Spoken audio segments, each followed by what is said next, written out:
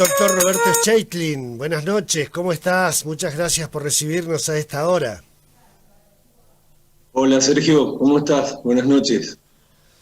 Roberto, bueno, cada vez que llegamos a tu casa es un deleite para la vista, para los sentidos, porque te encontramos siempre trabajando y haciendo estas bellezas de modelismo naval. Ahora le has echado mano a la historia para construir una nave en una botella. Contanos de qué se trata esta vez. Siempre trato de construir modelos que tengan su historia, ¿no? Me gustan mucho los barcos antiguos, ¿eh? Ajá.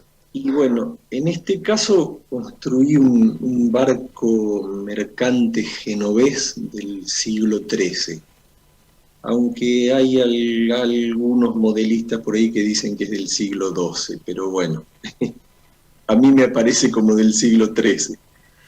Eh, es un barco muy raro, sí, ahí se puede ver en las imágenes, tanto la proa como la popa, si bien terminan en punta o redondeada, pero tienen esas estructuras que parecen unas terrazas, balcones, digamos, que se llaman castillos, Ajá. y tiene una en la popa y otra en la proa, así que por ahí quien no tenga demasiado conocimiento no sabe cuál es la parte de adelante o la de atrás del barco, ¿no? Y bueno, hay un libro muy antiguo que se llama El Buque, donde cuenta toda la historia de la navegación desde, desde las civilizaciones antiguas hasta la modernidad, ¿no? Así que bueno, esto lo saqué de ahí, porque también hay que tener en cuenta que los planos de los barcos antes no se hacían. Recién a mediados del siglo XVII se comenzó a hacer los planos de los barcos. Es decir, antes los iban construyendo en las costas de los mares o de los ríos y bueno, iban midiendo y haciéndolo, pero no había planos hechos, gráficos, ¿no?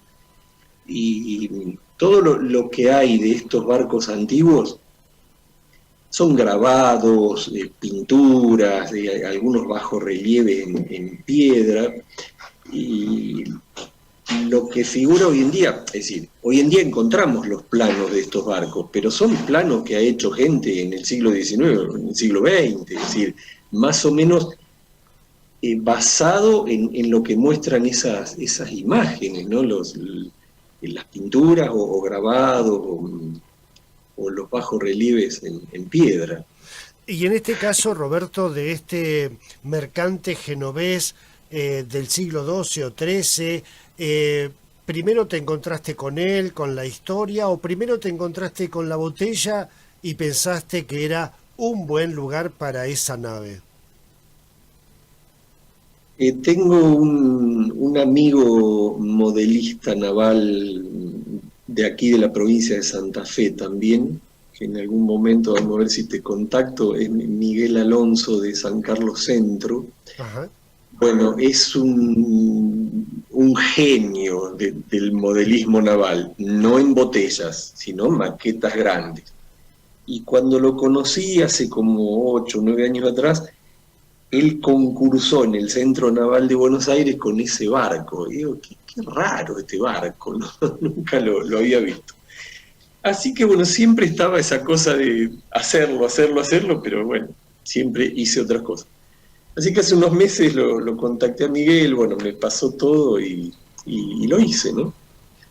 Eh, Estuve como 3 meses trabajando con este barco, a pesar de que es simple, porque no tiene tanta cantidad de aparejos ni nada. Pero bueno, hubo otras actividades, la profesión, y bueno, y no le pude dedicar tanto tiempo, pero bueno, más o menos unos 3 meses.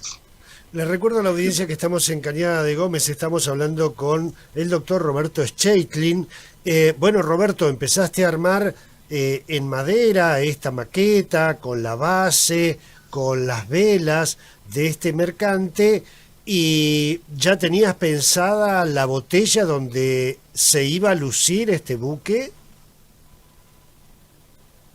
Sí, sí, pensaba ya en qué botella ponerlo, pero bueno, se me cruzó ese balón de laboratorio que es más lindo que la botella donde la iba a poner, así que decidí colocarlo en ese balón porque está bueno porque se lo puede ver de donde quiera, ¿no? Es bien transparente el vidrio y así que bueno, decidí cambiar de envase. Ese balón de laboratorio que estamos viendo con esta construcción, ¿es nuevo o lo recuperaste de algún laboratorio de ahí de la zona? ¿Tiene su historia también o no? No, no, fue un regalo que me hicieron, una caja llena de esos balones de diferentes tamaños, que los encontraron en una casa vieja abandonada que ni se sabe de quiénes son, y bueno, ¿Ahí en, aparecieron ahí en tu conmigo. pueblo?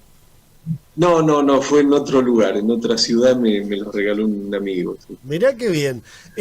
Roberto, bueno, está el balón de laboratorio, había ya construido este barco y después introducirlo es toda una ciencia y toda una experiencia, porque además pone a prueba tu paciencia, tu destreza para poder introducir ese barco y luego desplegarlo, ¿no? En el interior del balón. Sí, como siempre, uno tiene que hacerlo por partes, porque todo tiene que pasar por el pico de la botella, bueno, en este caso el balón. Claro. Entonces, el casco del barco por ahí no pasa entero por el pico, entonces hay que hacerlo en varias partes. Y obviamente después ingeniársela de cómo se lo rearma adentro de la botella, ¿no? Este tipo Que bueno, este tipo de embarcaciones, Roberto, en esa época, siglo XII, siglo XIII, ¿para qué se utilizaban? ¿Qué mares vos y supiste que recorrer? eran mercantes del Mediterráneo, es decir, Ajá. porque no se conocía por fuera del Mediterráneo. Si bien sí está descrito que, bueno, eh, bordeaban un poco costas de África, ¿no? Pero no se largaban a mar abierto. ¿Sí? El primero que se largó fue Colón, supuestamente, ¿no? Aunque, bueno, los vikingos aparentemente ya habían cruzado, ¿no? Claro, la impulsión a remo Así, y a viento, digamos, con velas. claro, exacto, sí, y con timones. En este caso acá tiene timones laterales, no sé si se alcanzan a ver ahí en detalle, porque el timón axial, es decir, la paleta de timón en la proa, en el medio, aparecieron recién en el siglo XIV. Y ahí es donde se vieron los primeros barcos con timón axial, ¿no? Eh, Esto de largarse a los mares grandes, bueno, supuestamente los aborígenes ya habían cruzado hacía 3.000 años atrás, ¿no? Porque cuando se hizo la famosa expedición Kon-Tiki, la de Thor Heyerdahl del sueco, que cruzó de Perú a la Polinesia en 1947, o sea, ellos por el tema de las palmeras, ellos demostraron que seguramente habían sido llevadas por el hombre. Ah, mirá vos. Las semillas de las plantas pueden ser por ahí trasladadas por el agua y no se descomponen. Pero los cocos de las palmeras se pudren en el agua. Entonces la única forma de que hayan llegado de Perú o de América del Sur a la Polinesia es que las haya llevado el hombre. Por eso dicen que probablemente los aborígenes han cruzado ya hacía 3.000 años atrás, ¿no? Roberto, bueno, cada vez que nos hemos encontrado con Sí, vos, disculpa, sí, y este tipo de barcos, como navegaban por el Mediterráneo, que donde no hay grandes vientos, entonces utilizaban las velas latinas, que son las velas triangulares, como tienen los veleros que andan por los ríos, etcétera, ¿no? Claro.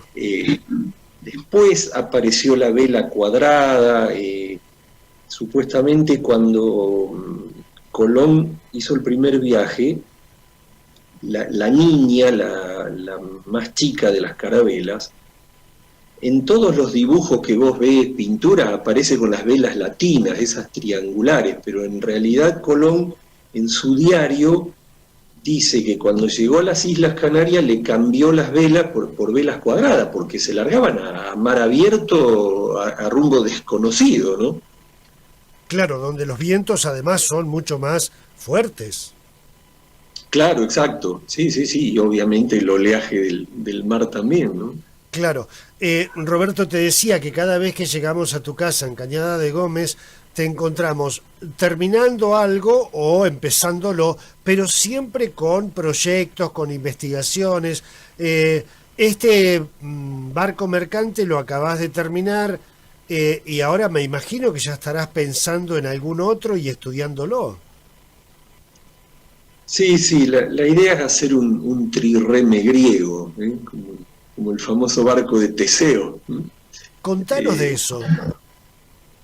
Bueno, estos barcos griegos que eran de guerra, ¿no? Que tenían, le llamaban trirremes porque tenían 3 líneas de remos de cada lado, ¿no? O sea, eran impulsados por gran cantidad de personas.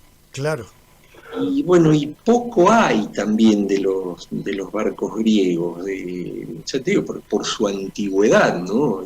Todo lo que hay es lo que aparece en grabados o tallados en piedra, así, bajo relieves en piedra, ¿no? Así que, bueno, vamos a ver si hacemos alguno, ¿eh?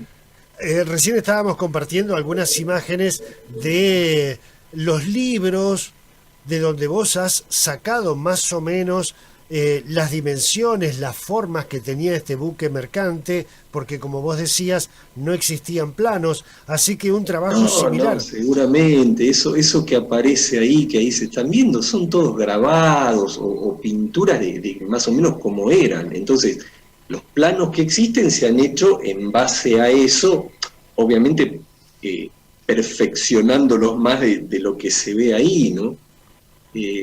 Fíjate, ahí había uno, pero creo que ese es del siglo XIV, una imagen que está tallada en piedra, que está en una iglesia de Milán, que ahí es donde se ve la aparición de los obenques, todos estos aparejos que hoy en día se siguen usando, los que mantienen firmes a los mástiles, ¿no? Bueno, Claro. eso está tallado en piedra, es esa imagen que se está viendo ahora ahí. Fíjate cómo aparecen los obenques, esos hilos rectos, con los aparejos abajo, con las poleas, todo, que son los que se siguen utilizando hoy en día en los barcos, ¿no? Eso es del siglo XIV, está descrito. Tremenda la rapidez de Nicolás Rubilar, que es quien está haciendo el paso de las imágenes, porque Sí, enseguida muy bien. fue tremendo como es un experto mercante, aparentemente también Nicolás Rubilar. Roberto, bueno, la verdad que siempre es un gran placer. El año pasado en pandemia, supongo yo, se suspendieron todas las actividades donde vos participás para competir o para mostrar tus obras. Este año, ¿cómo lo ves venir? Y bueno, se estuvieron haciendo concursos online, eh, Virtuales. virtuales, exacto. Sí, se hizo uno en Zaragoza, en España, y ahí gané el segundo premio con el Perla Negra. El Perla Negra, qué precioso. Exacto. Después se hicieron 2 en Perú, que ahí también gané varios premios de la Sociedad Nacional de Modelismo Naval de Perú, que casualmente ahora este mes se hace otro concurso también en Perú. Y en abril hay un concurso de modelismo naval de Brasil. Y bueno, después yo todos los años tenía las exposiciones en Alemania, que bueno, el año pasado se suspendió y para este mes de mayo obviamente que tampoco se va a hacer. Y en septiembre pasado se iba a hacer el primer mundial de barcos en botellas en Greenwich, en Inglaterra, pero bueno, se suspendió también.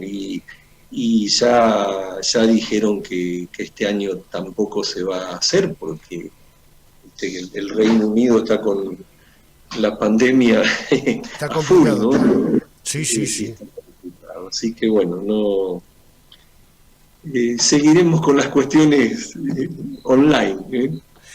Roberto, bueno, pero para estos encuentros, estas competencias, estas muestras virtuales, ¿este mercante genovés será presentado oficialmente o lo vas a guardar para más adelante? Sí, seguramente. Los otros ya los presenté todos. Claro, ya son conocidos. Claro, ya son conocidos. Sí, el Perla Negra ya fue multipremiado, así que no creo que me quieran dar más premios. Vamos a ver entonces cómo nos va ahora con este mercante genovés. Sí, y bueno, vamos a ver si ahora nos ponemos con el griego, ¿no? Totalmente. Aunque siempre está la idea de otros barcos, ¿no? Pero bueno, vamos a ver si hacemos esto. Roberto Chaitlin, la verdad que siempre es un placer estar ahí con vos, nos alegrás, nos emocionás el viaje, hacés que admiremos este hobby, esta pasión, este talento que tenés, y te agradezco mucho esta compañía. No, muchísimas gracias a vos y bueno, un saludo para todos los televidentes, radio oyentes, ¿no? Que sé que sale por muchísimos lugares tu programa y realmente muy, muy interesante. Muchas gracias. Viaje al puerto de la noche. Conduce el escritor y periodista Sergio Sarachu.